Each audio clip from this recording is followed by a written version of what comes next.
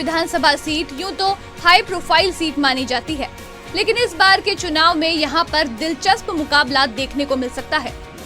बड़ौत विधानसभा चुनाव में इस बार बीजेपी और आरएलडी-एसपी गठबंधन के बीच चुनाव में घमासान देखने को मिलेगा, क्योंकि आरएलडी के गढ़ छपरौली विधानसभा से ही सटी बड़ौत विधानसभा सीट पर 2012 में बीएसपी और 2017 में बीजेपी का कब्जा रहा। लेकिन इस बार कृषि कानूनों को लेकर हुए संघर्ष और आरएलडी मुखिया अजीत सिंह की मौत के बाद आरएलडी इस सीट पर कब्जा जमाने के लिए जी जान से चुनावी मैदान में कूद पड़ी है। विधानसभा क्षेत्र में विकास के दावों और जनता के मुद्दों की पड़ताल करने के लिए समाचार प्लस का कारवां बड़ौत विधानसभा पहुंचा। स्थानीय लोगों का चुनाव को लेकर क्या रहने वाला है रुझान, इसको बताती हुई हमारी एक खास रिपोर्ट देखिए। मौजूद है बागपत की बड़ौत विधानसभा क्षेत्र में और यहाँ पर भी इसको विधानसभा को एक रालोद का गढ़ माना जाता था, लेकिन हालांकि यहाँ पर बीजेपी के केपी मलिक विजयी हुए थे और उन्होंने अपने प्रतिद्वंदी जो रालोद के प्रत्याशी थे उनको भारी मतों से पराजित किया था। लेकिन आगामी विधानसभा चुनाव का आगाज हो चुका है, जगह जगह चर्चाएं हैं, लेकिन इस विधानसभा चुनाव में किसका वर्चस्व रहेगा, इसी मुद्दे पर खास बातचीत करने के लिए आज हमारे साथ कुछ लोग मौजूद हैं। लेकिन इससे पहले बताना चाहूँगा कि इस बड़ौत विधानसभा पर जो मतदाताओं की संख्या है वो कुल जो मतदाता है यहाँ पर 2,96,490 मतदाता है, जिसमें 1,64,275 पुरुष मतदाता हैं, जबकि महिलाओं की जो संख्या की बात करें तो उसमें 1,32,202 महिलाएं हैं। हालांकि इस जो विधानसभा है बड़ौत विधानसभा पर 328 मतदेय स्थल बनाए गए हैं और जो मतदान केंद्रों की संख्या रहेगी वह 154 रहेगी। लेकिन इसके साथ साथ बताना चाहूँगा कि यहाँ पर बीजेपी जो है वो कहीं ना कहीं उसके समीकरण बनते दिखाई दे रहे हैं। क्या रालोद इसमें सेंध लगा पाएगी, क्या रालोद अपना कब्जा कर पाएगी, इसी मुद्दे पर बातचीत करने के लिए हमारे साथ कुछ लोग मौजूद हैं। बात करते हैं इनसे। आपका नाम जानना चाहूँगा भैया। नाम बताओ। अनिल कुमार जी। अनिल जी, आगामी विधानसभा चुनाव है, कैसा चुनाव रहेगा, किसका वर्चस्व है, किसको लग रहा है कि किसकी सीट निकल पाएगी विधानसभा से?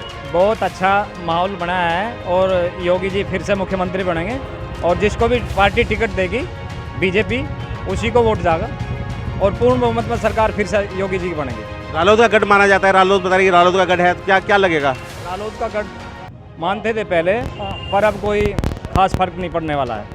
बीजेपी का रहेगा? BJP, only BJP. आपका नाम जानना चाहेंगे? मेरा नाम योगी जी, आगामी विधानसभा चुनाव है, कैसा चुनाव रहेगा? भारतीय जनता पार्टी को वोट जाके सारे व्यापारी खुश है, कोई पलान नहीं है, कोई गुंडागर्दी नहीं है, कोई किसी का कोई फिरौती का कोई मामला नहीं, बहुत शांत वातावरण चल रहा है। जबकि जो विभिन्न पार्टी के लोग हैं वो आरोप लगा रहे हैं कि महंगाई अपनी चरम सीमा पर है, अराजकता का माहौल है और बीजेपी जो है बहुत शांति के साथ व्यापार चल रहा, बहुत शांति वातावरण, व्यापारी रह रहे, कोई दिक्कत नहीं। बीजेपी रहेगी? बिल्कुल रहेगी।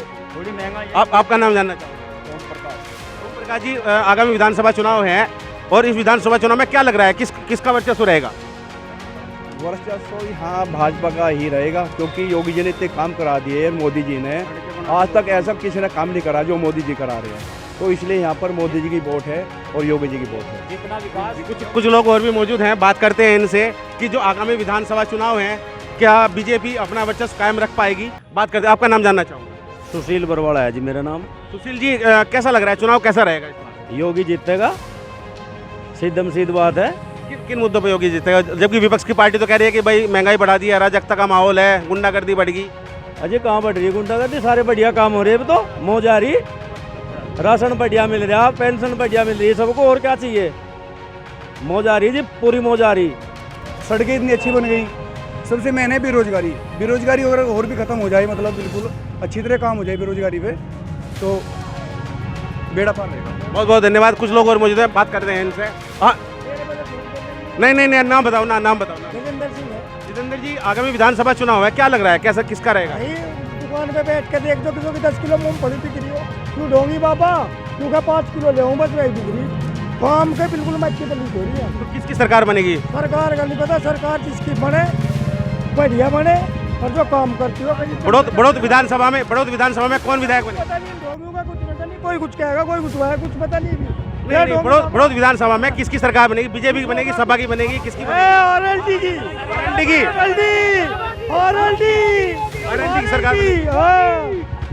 ये कह रहे योगी की सरकार। अरे इन्हें क्या पता है, ढोंगी है। नहीं, तो कह रहे हैं महंगाई की कोई फर्क नहीं है, कोई फर्क इसे क्या पता पहली भाई साहब हाँ। इनके पास कोई मुद्दा नहीं, केवल महंगाई को उठा रहे, कोई मुद्दा नहीं।